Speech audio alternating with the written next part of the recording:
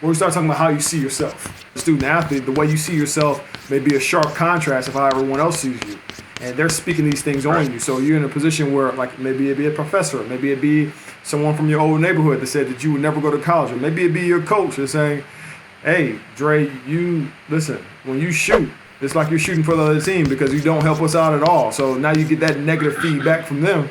How do you combat that negative feedback that you're hearing on a regular basis and still having a positive view of yourself that's actually going to be productive in the long run? That's a great question, and that requires a high level of self-awareness and mental toughness. Mental toughness because sometimes when someone's offering you some negative feedback or what some people might call constructive criticism, depending on how they want to verbiage it, they might be telling you something that you actually need to know. They might be telling you something that you need to hear. Someone tells you that when you shoot a three-pointer, you're helping another team because you're not making any of your three-pointers. Or we can just look at the stats. Is that true or is it not? Because if you're making 20% of your threes, you are helping another team every time you shoot. Mm-hmm. So maybe you either need to stop shooting them or work on making threes before you shoot them in a game and hurt the team. So there's a level of mental toughness and self-awareness, actually a combination of both, that you have to be able to take constructive criticism and ask yourself, is this criticism legit? Is there something correct and accurate within this criticism? And especially in the sports world, I think is very important, and especially for young men and especially young black men, that when you are receiving criticism from a coach, usually a male adult figure in your life, they are telling you something about you in a critical way that might not be so nice. It may be emotionally charged. They might use some language that you're not used to hearing.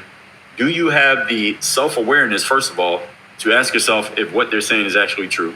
Do you have the discipline to ask yourself, okay, they might have said something a little bit snarky to me, but is there some truth inside of that snark? Can I separate what they're literally trying to tell me from the way they said it? That requires a level of discipline. Do you have the confidence to look at it and say, okay, all right, what the coach said is actually right because I'm shooting 20% on threes. I am killing the team every time I shoot. And then do you have the self-awareness to say, okay, I'm going to do something about this criticism so that this criticism is no longer true. And the reason that I say young black males, it matters so much because males, we have ego. We have testosterone. We all have an ego.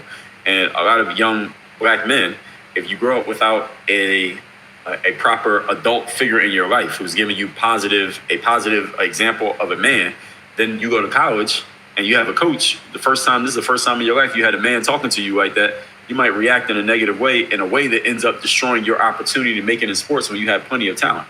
And the thing that ends up costing you your opportunity is your lack of discipline, your lack of mental toughness, your lack of self-awareness, because you didn't have an adult modeling for you the right way to deal with authority. So this is kind of a sidebar from what you actually asked, but I think it's a really important thing for young men to be coachable. And if you're not coachable, you'll never make it in sports because there's no pro athlete who doesn't have a coach.